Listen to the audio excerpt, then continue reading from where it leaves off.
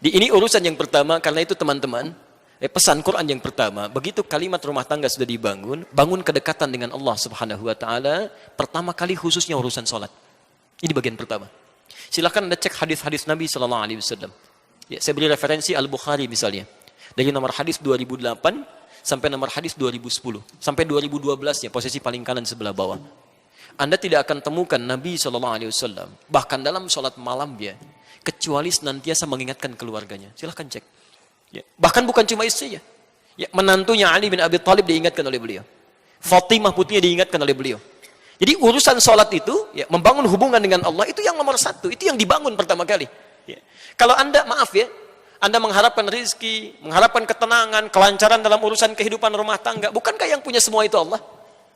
Kalau sadar yang punya Allah, kenapa Anda tidak bangun hubungan yang terbaik dulu pertama kali? Itu yang akan menghadirkan kebaikan-kebaikan dalam kehidupan kita. Ya. Karena itu, saya agak cepat sedikit ya, karena waktu kita sangat terbatas, tinggal 15 menit lagi. Orang-orang yang membangun hubungan baik dengan Allah di awal mula pernikahannya, maka saat dia menjalankan fungsi turunannya dalam kehidupan dunia, itu semuanya yang berlaku hukum Allah, bukan hukum manusia lagi. Saya beri contoh. Apa tugas pertama kali seorang suami setelah dia menikah? Halo? Boleh angkat tangan yang sudah menikah? Boleh angkat tangan? Jangan-jangan belasan tahun tidak tahu tugasnya ini, halo? Mencari nafkah, Masya Allah. Tayyib. Teman-teman, sekarang lihat fokus ya. Saya turunkan ayatnya, Anda boleh catat. Sekarang kita berlakukan hukum Allahnya. Quran surah keempat, ayat 34. Quran surah kedua, ayat 168. Quran surah kedua, ayat 172. Quran surah ke-7, ayat 96. Quran surah ke-51, ayat 22. Ayat 22. Terakhir, Quran surah kedua, ayat 29. Ayat 29. Baik. Sekarang perhatikan. Pelan-pelan. Tugas seorang suami, selain bisa menjadi pimpinan spiritual dalam rumah tangganya, oleh Allah diberikan tugas langsung, perangkat langsung untuk bisa mencari nafkah. Karena itu kalimatnya langsung di Quran disandingkan dengan tugas pertama. Lihat kalimatnya. Ya. Ar-rijalu qawwamuna 'alan nisa bima faddalallahu ba'dahum 'ala ba'din wa bima anfaqu min amwalihim. Dan kami berikan tugas para pria, dipersiapkan keadaan dirinya untuk bisa mudah mencari nafkah. Jadi maaf Bu ya, para pria itu memang keadaan dirinya sudah didesain oleh Allah untuk mudah mencari nafkah. Di tugas mencari nafkah kata Allah, sini bagi tugas. Untuk mencari nafkah itu urusan laki-laki. Demi Allah saya katakan Pak ya, untuk teman-teman yang ada di sini, demi Allah sekali lagi saya katakan, sepanjang Anda mau bergerak saja, itu keadaan diri kita sudah dipersiapkan untuk mendapatkan nafkah. Anda mau bergerak saja, Allah dekatkan. Saya ulang, Anda mau bergerak saja, Allah dekatkan. Dan hebatnya, seorang suami itu kalau mau bergerak, Allah turunkan rizki seluruh yang ada di keluarganya, bukan 1-2 orang. Jadi kalau di rumahnya misalnya ada suami, ada istrinya, ada 3 orang anak, begitu ini keluar berniat mencari nafkah, yang Allah turunkan langsung rizki 5 orang yang ada di rumahnya. Bukan orang per orang. Jadi kalau tugas ini ditukar misalnya, dibebankan kepada istrinya, diminta mencari nafkah, pertama, tidak akan Allah turunkan rezeki ini kecuali untuk orang yang bersangkutan saja. Sehingga seringkali perempuan yang ditugaskan mencari nafkah akan menghadirkan banyak persoalan ketika kembali pada keluarganya. Nanti bedakan antara bekerja karir dengan mencari nafkah, itu berbeda. Ya. Saya teruskan dulu, pelan-pelan. Nah sekarang, Al-Quran ternyata membedakan antara orang yang membangun kedekatan dengan Allah dulu saat dia mulai berumah tangga, dengan orang-orang yang tidak pernah membangun kedekatan dengan Allah saat berumah tangga, dalam fungsi turunannya ketika mulai mencari nafkah, keduanya dibedakan oleh Allah. Perhatikan, ya, pelan-pelan. Nafkah itu bentuknya apa? Halo? Ya, Masya Allah. Ini yang cari nafkah cari apa sebetulnya? Rizki ya? Baik, cari rizki. Rizki ada di mana? Allahu a'lam. Saya agak bingung ini sebenarnya. Baik, kita jawab pakai Quran ya. Kita jawab pakai Quran. Baik. Quran surah ke-51 ayat ke-22. Wa fis samai rizqukum wa ma tu'adun. Di langit rezeki kalian kata Allah telah ditetapkan dan dijanjikan pasti diberikan. Saya ulang, tolong pahami teori ini ya supaya tidak bingung nanti mencari rezeki. Ya. Anda walaupun namanya rezeki nggak tahu teori ini tetap susah juga. Ya. Lihat kalimatnya. Kata Allah, wa fis samai, dan di langit itu rizqukum, setiap Anda telah ditetapkan rezekinya. Wa ma tu'adun, dan dijanjikan pasti diberikan. Jadi demi Allah saya katakan, tidak ada manusia yang hidup tidak diberikan rezeki oleh Allah. Pasti ada rezekinya. Saya ulang, pasti ada rezekinya. Ya. Turunkan. Bagaimana cara kita mendapatkan apa yang dijanjikan itu? Sekarang rezekinya ada di mana? Di langit. Kita hidup di mana? Di bumi. Ya Allah, rezekinya di langit, sedangkan kami di bumi. Bagaimana cara mendapatkannya? Diturunkan kemudian Quran surah kedua Al-Baqarah ayat ke-29, posisi paling kanan sebelah bawah. Lihat kalimatnya. Huwallazi khalaqa lakum ma fil ardi jami'an. Ya. Rezekinya di langit, kita tinggalnya di bumi. Kata Allah, kami ciptakan, kami jadikan semua yang ada di bumi ini, kami turunkan dari langit ke bumi. Ya, semua yang ada di bumi ini kalian bisa manfaatkan. Masya Allah, Anda ingin cari makanan, ambil dari bumi silakan. Ingin bikin sesuatu, ambil emasnya, ambil tambangnya, olah, manfaatkan dalam kehidupan kita. Rizkinya ada di langit, diturunkan ke bumi, bisa kemudian kita nikmati. Baik, sekarang perhatikan, saya ulang lagi. Rizki di mana? Di langit. Kita tinggal di mana sekarang? Berada di mana? Bukan, kita di Bandung, di Masjid Gedung Sate. Baik. Lihat. Ini langit kan luas, bumi kan luas. Kita adanya di sini. Mungkin barangkali Anda orang Bandung, tapi rezeki Anda diturunkan oleh Allah di Jakarta. Gak mungkin cuma Anda tunggu-tunggu di Bandung. Pasti diberikan. Tapi gak pernah Anda jemput. Mustahil bisa Anda dapat. Saya 2006 ada di Kairo di Mesir. 26 Juni kami berangkat. Di Kairo itu pernah ada 2 mahasiswa mendebatkan tentang ayat ini. Yang satu mengatakan, semua rezeki kita pasti diberikan. Allah sudah janji. Yang satu mengatakan tidak, mesti ada ikhtiar untuk mendapatkannya. Memang dijanjikan, tapi kita harus ambil. Kata yang satu, hukumnya nggak begitu, pasti diberikan. Maka yang pertama ingin membuktikan, saya akan masuk ke mihrab di dalam masjid. Di situ disebutnya zawiyah, tempat pojokan untuk meningkatkan ibadah. Dia masuk ke dalam salah satu meja, seperti ini, kolong meja, bersembunyi di situ bambu. Di masjid itu kadar Allah suka ada muhsinin, donatur memberikan makanan untuk yang intikaf. Hari pertama diberikan karena dia mengunci di dalam meja, dia nggak dapat, yang lain dapat. Hari kedua diberikan, dia nggak dapat, yang lain dapat. Hari ketiga agak sedikit yang itikaf diberikan, dia nggak dapat, yang lain dapat. Kata muhsin ini dia berkata, hal min akhir, ada yang lain nggak? Kata petugasnya, petugas masjid, la mafish, tidak ada. Tapi bantakil jami akhir, saya pindah ke masjid yang lainnya. Karena yang sembunyi ini sudah 3 hari mulai lapar, agak kesulitan, mulai dia kasih kode, gitu ya. Yeah. Wah, di ruangan yang lain. Pengurus masjid kaget dengan suara. Begitu dengar dikejar ke situ, dilihat ternyata ada orang sudah kelaparan luar biasa, minta bantuan makanan. Seketika diambillah 2 box dari makanan itu diberikan kepada orang tadi. Saat diberikan itulah teman yang tadi janjian langsung nyusul, dia katakan, kan saya bilang dari awal, rezeki itu mesti ada ikhtiar, dicari walaupun dengan katanya. Ya.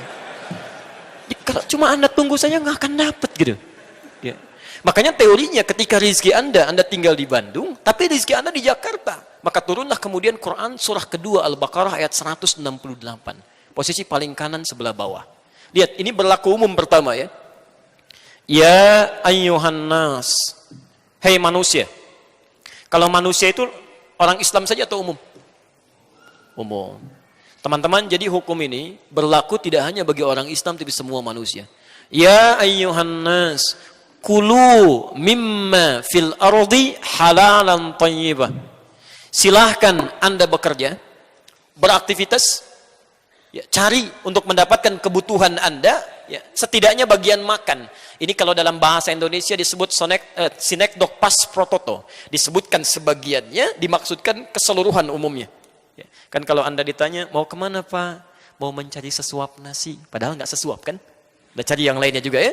Ini bahasa Arabnya kulu, silakan cari makan. Yang dicari mungkin untuk pakaian juga, untuk rumah juga. Tapi bahasanya kulu, cari. Ya. Jadi rezeki itu tidak cukup didiamkan saja. Allah janjikan untuk diberikan, tapi perjanjian ini berkolaborasi dan equal, ya, bersamaan, bersanding dengan apa? Dengan ikhtiar. Jika rizki ingin diberikan oleh Allah, Anda mesti bergerak. Bergerak aja, rizki diberikan. Tahu cicak? Jangan katakan wallahu a'lam, cicak. Masya Allah. Cicak, tahu cicak? Baik. Bagaimana aktivitasnya? Merayap. Di mana? Dinding. Apa makanannya? Nyamuk bagaimana aktivitasnya? Masya Allah. Pertanyaan pertama, di mana sisi keadilan Allah? Memberikan makan bagi hewan yang tidak bisa terbang, makanannya bisa terbang. Kalau nyamuknya jenius, jadi permainan bagi cicak, itu cicak. Coba silahkan cek itu. Tapi perhatikan bagaimana Allah mengatur sistem kehidupan di sini. Asal cicak mau bergerak saja, rizkinya didatangkan. Orang tua kita cuma membuat lirik yang sangat indah, memberikan pelajaran besar di sana. Lihat kalimatnya, cicak-cicak diam-diam. Masya Allah, yang Allah minta pada cicak cuma merayap, sekalipun diam-diam. Yang penting kamu merayap, mau cepat mau diam-diam, yang penting kamu merayap. Ketika hewan ini mau merayap sekalipun diam-diam, selanjutnya apa? Datang seekor nyamuk. Bukan cicak yang mendatangi nyamuk, nyamuknya yang mendatangi cicak. Siapa yang mendatangkan nyamuk pada cicak? Allah. Kalau cicaknya tidak merayap, mustahil nyamuknya datang. Cuman diam-diam. Selanjutnya apa? Silahkan tuh. Masya Allah. Ya. Jadi yang dituntut oleh Allah itu sederhana. Anda bergerak, Anda dapat. Cicak saja, hewan yang tidak dihisab. Hanya sebatas hewan, tidak punya akal, tidak punya sifat takwa. Rizkinya ada, apalagi Anda yang dihisab. Jadi kalau Anda bergerak itu pasti dapat. Coba lihat yang di jalan-jalan itu. Prit, rizkinya datang sendiri 2000, kan? Masya Allah. Masa Anda di tempat yang enak, pekerjaan nyaman, masih mengeluh juga dengan rizki, Anda maunya apa? Nah, tapi teman-teman, perhatikan. Ini hukum umum. Ya Allah, kami kan sholat. Nah, ini baru berlaku di sini. Kami sholat, kami puasa, kami berdoa. Apakah iman kami tidak bisa membedakan dengan yang belum beriman dari kadar rizki? Kata Allah, mesti ada bedanya. Orang-orang yang membangun rumah tangganya dengan keimanan kepada Allah Subhanahu wa Ta'ala, hukum turunannya, pencarian rizki oleh suaminya pun dipindahkan kaidahnya. Dari yang di bawah dinaikkan ke atas. Pindah ke Al-Baqarah ayat 172. Posisi paling kiri sebelah atas. Lihat kalimatnya.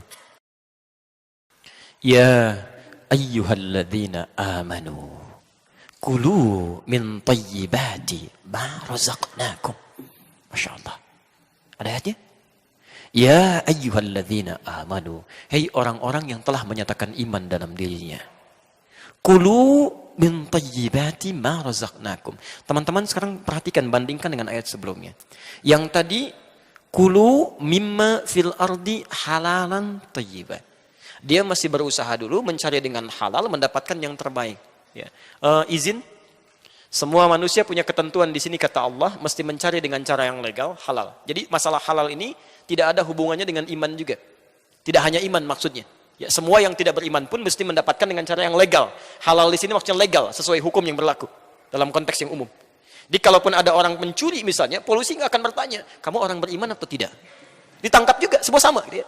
Nah, tapi kalau Anda sudah mendapatkan bagiannya, dapatkan yang terbaik dari situ untuk dikonsumsi. Ya. Thayyib itu dalam bahasa Arab, itu yang menyehatkan secara fisik.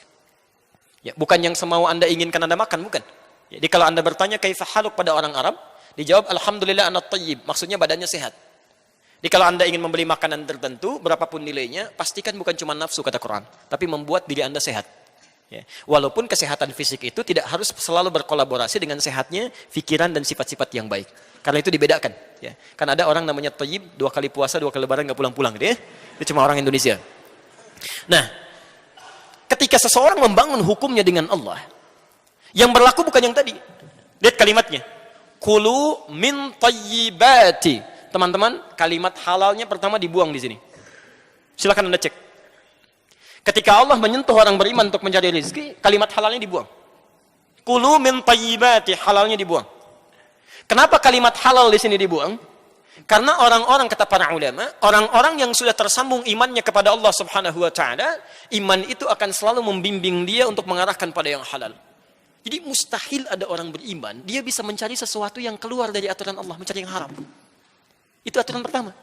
Jadi kalau ada di antara umat manusia mengaku beriman, kemudian menikah, berumah tangga, masih terfikir mencari yang haram, artinya ada yang salah dalam imannya. Hubungan dia nggak bagus dengan Allah. Kalau dia tidak pernah memikirkan yang haram, menyingkirkan yang dilarang oleh Allah Subhanahu wa taala, maka Masya Allah, lihat kalimatnya. Kata Allah, ma razaqnakum, kami yang siapkan rezeki untuknya, bukan dia yang capek mencarinya. Di Anda kalau membangun hubungan rumah tangga dengan visi iman kepada Allah Subhanahu wa taala, kata Allah, Anda tidak perlu lelah mencarinya. Gerakan sedikit, rezeki datang pada Anda. Itu poinnya. Makanya Allah menjanjikan pada orang yang punya kecukupan yang sederhana saat menikah. Kata Allah, kalau ingin kaya, kami jadikan kaya dia. Bahasanya bukan cukup, kami jadikan kaya. Ya. Quran surah ke-24 ayat 32. Silahkan cek. Ya. In takunu fuqara yughnikumullah. Jika Anda memang fakir saat pernikahan itu, kalau pengen kaya kami buat kaya. Ya, jadi kalau Anda mencari dengan iman, Masya Allah, kekayaan itu memang relatif. Ya, memang relatif, tapi poinnya Anda mendapatkan kenikmatan yang dijanjikan oleh Allah Subhanahu wa taala. Ya, jelas di sini? Ya. Dan yang paling menarik, lihat kalimatnya. Thayyib itu, ya, selain menunjuk kepada sehat, itu juga menunjuk kepada sesuatu yang banyak manfaatnya. Berkah. Ya, berkah. Ya, saya berikan sedikit sentuhan bahasa. Ketika seseorang mencari tanpa iman, hati-hati, ini penting sekali ya. Saking pentingnya mic bisa mati. Bismillah. Teman-teman, lihat kalimatnya. Kalau ada seseorang mencari tanpa iman, kemudian dia mendapatkan bagian dari hartanya, tetap yang dia dapatkan itu kalimatnya berbentuk tunggal. Thayyib, halalan, thayyibah. Ya. Thayyib itu tunggal atau jama'? Tunggal. Jama'nya thayyibat. Kalau tunggal itu satu atau banyak? Satu. Perhatikan. Orang-orang yang selalu mencari rizki tanpa iman, sekalipun dia muslim, tapi kurang membangun hubungan kedekatan dengan Allah, maka setiap yang dia dapatkan, sekalipun banyak, tetap akan selalu kelihatan sedikit. Nggak percaya silahkan. Anda kalau tidak pernah membangun hubungan dengan Allah, Anda kerja, berangkat gelap, pulang gelap lagi, harta dikumpulkan. Demi Allah, kalimat Qur'annya, isyaratnya, kami akan jadikan yang kelihatan banyak oleh dia itu, nampak selalu terasa sedikit. Dia kerja lagi, tapi tidak pernah merasakan dan menikmati apa yang didapatkan. Nggak ada kenikmatan. Ya. Jadi kayaknya berangkat lagi, tapi tidak ternikmati. Kelihatannya banyak, cuma sedikit. Ya, Masya Allah. Tapi ketika Anda membangun hubungan yang baik dengan Allah Subhanahu wa taala, kelihatan oleh manusia yang lain seperti sedikit, tapi Masya Allah, karena keberkahan dituangkan di situ, kalimatnya jama, min thayyibat. Sedikit ini kami turunkan berkahnya, sehingga terasa nyaman, nikmat, tenang aja gitu. Kalimatnya jama. Memang cuma dapat 500.000 per bulan, tapi setiap akan cari makan, tiba-tiba temannya datang, biar saya yang belikannya. Masya Allah. Mau beli buah dari kampung ada kiriman, nih Pak buahnya, sudah jadi, gitu kan? Sudah panen. Saya punya teman dulu, dari Bukit Tinggi. Berangkat dengan kami ke Tripoli, Libya. Bekalnya cuma $50. Selama 5 tahun di Libya, kembali lagi, uang itu utuh, Pak. Bu. Utuh, dibawa pulang $50. Tidak habis. 50 US. Dan niatnya luar biasa gitu. Ketika berangkat ingin memuliakan keluarganya, ingin membahagiakan ibunya. Orang lain bekerja musim panas, beliau kemudian bekerja juga, tapi uangnya dikirim untuk haji ibundanya. Allah balas itu. Begitu pulang, ibunya berhaji, dimuliakan oleh Allah, menikah dengan baik, dan uang 50 US itu utuh. $50. Jadi ada orang-orang yang mendapatkan seakan-akan banyak, tapi hidupnya nestapa, capek gitu. Tapi ada orang-orang yang kelihatan seperti sedikit, tapi cukup, enak. Kan yang paling enak itu hidup yang pas kan? Pas butuh ada gitu ya. Pas perlu datang gitu. Itu kan yang nyaman gitu. Ya. Dan banyak itu kan bukan yang kelihatan. Kalau yang kelihatan itu belum banyak, masih kelihatan, masih kehitung. Banyak itu yang nggak kehitung. Jadi ada orang-orang yang hidupnya oleh Allah dibuat nggak mikir, saking banyaknya. Kamu nggak usah mikir deh, biar nggak capek ngitung. Yang seperti itu capek nanti tuh. Ya, disimpan, begitu mau tidur lihat berangkas lagi. Berkurang sedikit, balik lagi, hitung lagi gitu kan. Ini enggak. Yang megang Allah. Jadi begitu dia butuh, kirimkan. Hidupnya enak, gak banyak pikiran. Coba pilih mana? 5 miliar dalam sebulan tidak berkah. Atau 500.000 berkah. Dan tidak ada pilihan ketiga. Dan tidak boleh maksa.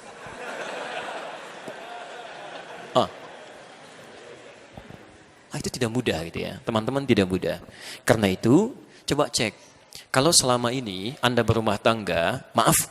Ya, ada rezeki yang selalu ingin dicari, tapi tidak pernah ada manfaat dari apa yang Anda peroleh itu, berarti ada ketidakberkahan di situ. Ya, mohon izin, ini semua kan harta kita akan ditanya ya. Gak usah diapalin, pertanyaannya pasti akan standar. Dari mana Anda dapatkan, kemana dikeluarkan. Pertanyaan pertama saya, baju Anda aja ini, ada berapa sampai hari ini? Baju yang kita kenakan. Pernah dicek nggak? Berapa banyak yang pernah baju Anda kenakan yang Allah titipkan kepada Anda, berapa yang digunakan dalam hal manfaat untuk Allah Subhanahu wa taala? Berapa yang pernah digunakan untuk ibadah? Semua akan ditanya gitu kan.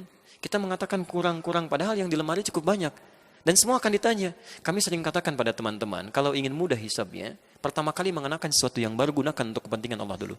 Pakai sholat. Di jawaban hisabnya enak. Dari mana fulan kamu dapatkan pakaian itu? Allah Maha tahu, engkau yang Maha tahu. Sebelum hamba gunakan, sebelum hamba jawab, engkau Maha tahu dari mana hamba dapatkan. Dari harta yang paling halal ya Allah. Kemana engkau gunakan pertama kali? Untuk sholat menyembahmu ya Rabbal Alamin. Dan engkau tahu, Maha tahu tentang waktu dan tempatnya. Anda kalau punya baju pertama kali digunakan apa? Baju baru pertama kali digunakan untuk apa? Masya Allah, Alhamdulillah. Dari mana kamu dapatkan semua ini fulan? Dari harta yang paling halal ya Allah. Engkau Maha tahu. Kemana engkau pertama kali gunakan? Kondangan ya Allah.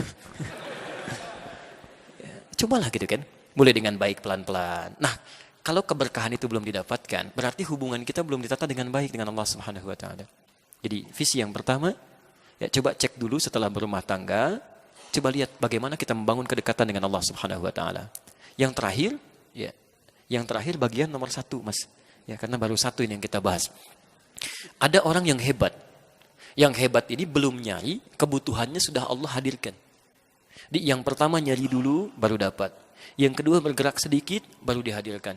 Yang ketiga belum bergerak, baru punya keinginan, langsung Allah hadirkan. Ya. Yang pertama disebut nas. Yang kedua disebut amanu. Yang ketiga langsung di Quran surah ke-7 ayat 96. Tadi rizki ada di mana? Langit. Kita tinggal di mana? Di bumi. Sekarang perhatikan. Ada orang yang oleh Allah langsung dibuka pintu rizkinya di langit dan di bumi. Kalau pintu langit dan bumi dibuka semuanya, ini dibuka langitnya, buminya dibuka. Dia tanpa bergerak pun, kalau cuma ingin dia dapatkan itu. Siapa orang ini? Walau anna ahlal qura amanu wattaqau lafatahna alaihim barakatim minas sama'i wal ardh. Kalaulah satu penduduk negeri, Anda sebandung semuanya dengan izin Allah, beriman kepada Allah plus tingkatkan takwa. Takwa disebutkan 115 kali dalam Al-Quran. Turunannya salah satunya bentuknya ibadah.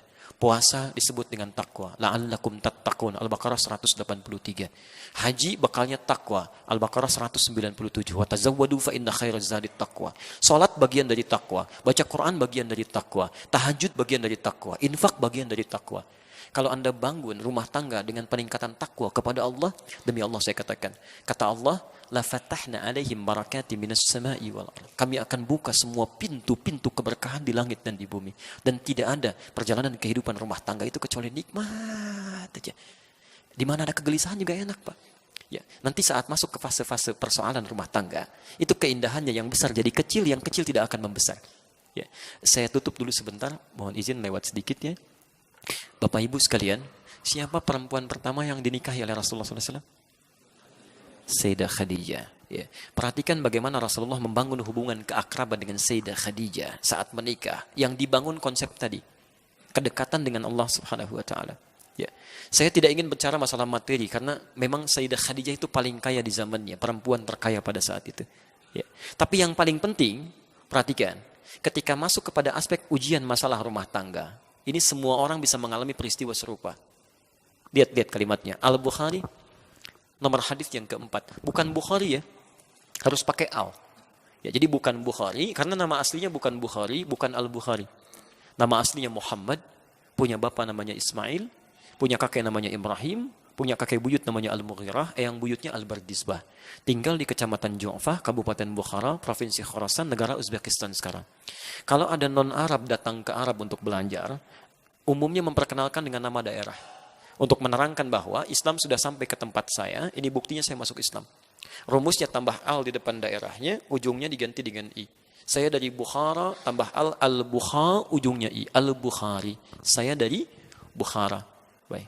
Bisa ada namanya Cecep gitu kan. Bisa dari Gedung Sate. Itu boleh. Begitu umrah, ana Cecep al Gedung Sate i. Nah, itu sah. Ya, al depannya, kemudian ujungnya i.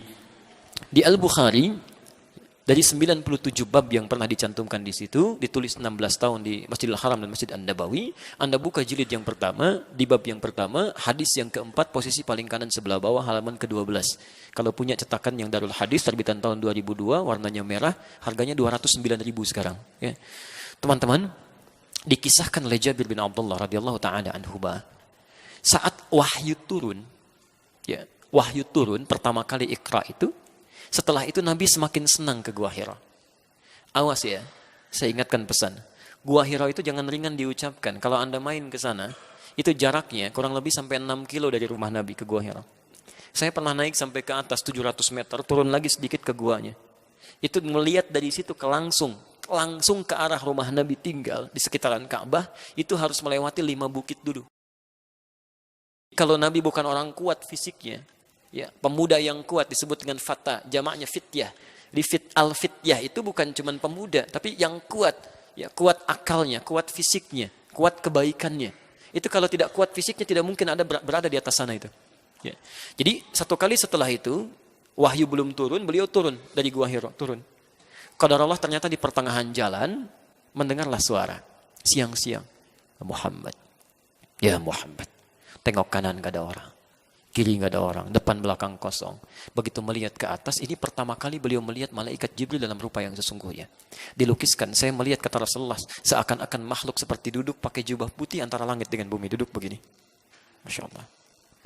Namanya siapa deh? Rizki. Mas Rizki keluar dari gedung sate siang-siang. Jam 2, ya, kosong. Begitu keluar, Rizki.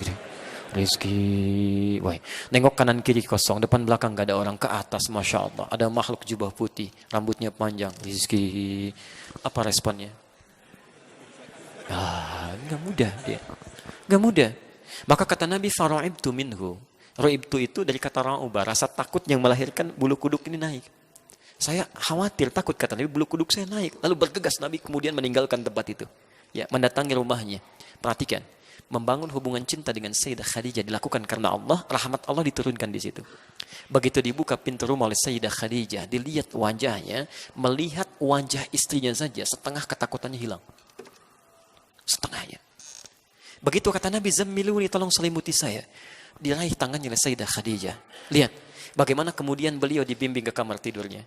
Tidur di situ, diselimuti oleh Sayyidah Khadijah. Lalu keluarlah kata-kata yang sangat indah itu. Zawjul Karim, suamiku sayang. Engkau ini orang baik. Tidak pernah punya masalah dengan orang lain. Engkau suka bantu orang, menjalin silaturahim.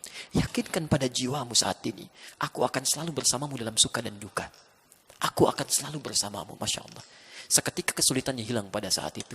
Terjalin rahmat Allah. Saat itulah turun Quran surah Al-Mudaththir itu. Ayat 1 sampai ayat 7 itu. Ya ayyuhal mudaththir, kum fa'anzir, dan seterusnya. Tapi poinnya, mustahil. Masalah akan sirna seketika kalau tidak dibangun pola komunikasi yang baik yang dilakukan karena Allah Subhanahu wa taala. Dibuka pintunya, melihat wajah istrinya, setengah masalah suaminya hilang. Ya. Ibu, istri Nabi ada berapa, Bu? Ya. Masya Allah. 9 yang hidup bersama Nabi, 2 kemudian meninggal lebih dulu, dan 2 terpisah dengan Rasulullah SAW. Perhatikan, saya sering katakan sampai tadi malam, istri Nabi itu diizinkan oleh Allah menikah dengan lebih dari 4 perempuan, karena ternyata semua istri Rasulullah SAW itu mewakili semua karakter perempuan di muka bumi. Semuanya. Silahkan Anda belajar tentang sirahnya. Jadi kalau ibu pelajari, Bu, ya, ibu akan lihat di antara karakter ibu itu pasti akan ada yang mirip dengan salah satu istri Nabi SAW. Sebelum menikah dengan Nabi, dari yang paling perhitungan sampai yang paling cemburuan, ada, Pak. Sebelum menikah. Tapi ketika menikah dengan Nabi, semua diarahkan dengan ridha Allah, dengan rahmat Allah kepada kebaikan-kebaikan. Yang cemburuannya pada dunia sekarang, bagaimana caranya kalau dia tahajud, saya bisa juga. Yang urusan perhitungannya uang belanja, sekarang setelah menikah dengan Nabi, bagaimana caranya satu kurma jadi ibadah. Demi Allah saya katakan, ibu nanti pulang dari sini, coba cek. Lihat, dari mulai Sayyidah Khadijah, Saudah binti Zam'ah, kemudian Sayyidah Aisyah, ada Maimunah, ada Ummu Habibah, ada Zainab. Ibu cek, kira-kira ibu mirip siapa? Coba ibu pulang cek. Ya. Kalau ibu ingin cek apakah ibu mirip Khadijah atau tidak, itu tidak mudah. Cek aja kalau suami pulang dari kantor, ibu bukakan pintunya, setengah masalah suami jadi hilang, ibu Khadijah. Ya. Tapi kalau lihat ibu, suaminya langsung hilang, kopernya hilang, ibu yang punya masalah itu. Jadi persoalan. Teman-teman, Saya kira untuk pengantar, ya ini karena waktunya terbatas, saya kira akan lebih baik kalau kita banyak berdialog saja. Karena kalau kita mengurutkan dengan materi, nampaknya akan lebih panjang lagi, dan ini sudah masuk pada jam 2 gitu ya. Baik, saya tidak ada masalah, saya dari sini harus ke Al-Barkah. Kita akan bedah buku nanti tentang buku yang kami tulis, tentang menyoal hadis-hadis populer. Jadi ada hadis-hadis yang diduga sebagai hadis, padahal bukan hadis. Ya, pernah dengar hadis ini? Makan saat lapar, berhenti sebelum kenyang. Pernah dengar? Ah, itu hadis palsu. Saking palsunya di kitab hadis palsu aja nggak ada itu. Itu cuma di kitab cerita ya. Nanti kita bedah sore hari ini. Saya kira saya cukupkan dulu ya untuk pengantarnya. Kalau ada berdialog silahkan nanti sampaikan. Mudah-mudahan Allah memudahkan untuk memberikan jawabannya. Ya, Masya Allah.